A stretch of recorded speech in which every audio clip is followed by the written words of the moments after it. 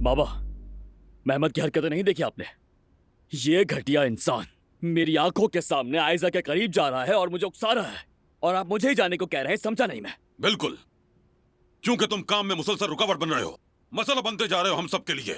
उमर अच्छा बस करो, रिलैक्स होकर बात करते हैं। आयजा, बात करने के लिए बचा ही क्या है? मैंने कहा ना कि हम जा रहे हैं, चलो। उमर, लगता है तुमने मेरी बात समझी नहीं है। अब प्रोजेक्ट में तुम नहीं हो, लेकिन आयजा है।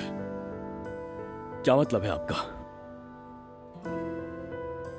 आप मुझे इस फैमिली और इस कंपनी से निकालना चाहते हैं? ये मैं नहीं, खुद तुम चाहते हो। अगर तुम अपने जज्बात पर काबू नहीं रख सकते तो जाओ।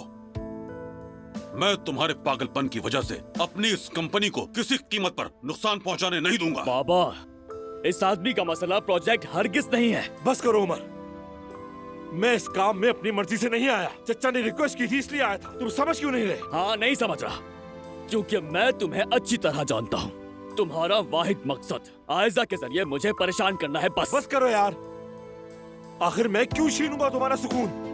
मेरे ख्याल से उमर साहब आप मुझे अलिफ समझ रहे हैं, और साफ लग रहा है कि तुम उस पर नाराज हो और अपना गुस्सा मुझ पर निकाल रहे हो। बकवास नहीं। हाँ। एक मिनट, ये अलिफ वाला क्या मामला है उमर? क्या हो रहा है? कुछ नहीं बाबा।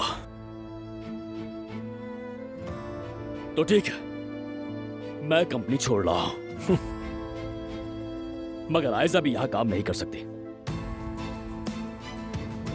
ये भी मेरे साथ जा रही है। आयजा, चलो मेरे साथ। तुम कब से मेरे सामने सर उठाने लगे हो? हाँ?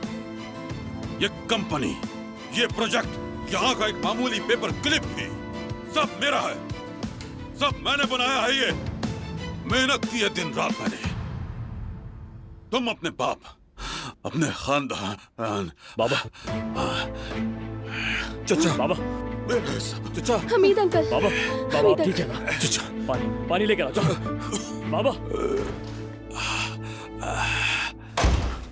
मैं देख रही थी कि उबल रहा था, उबलता ही रहा। और फिर मैं और मेरे मरूम शौहर कभी केतली को देखते, कभी सास को, कभी केतली को, कभी सास को, कभी केतली को, कभी सास को, कभी।